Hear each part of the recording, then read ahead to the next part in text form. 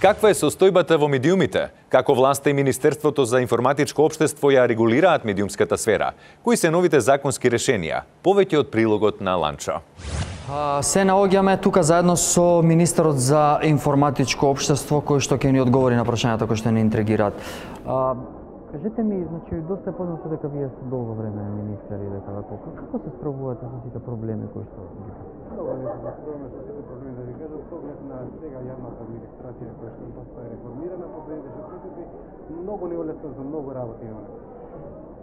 Да. Значи има сега тука милион ствари,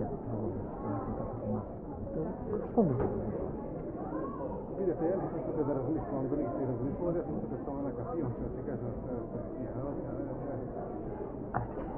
Ти благодарам.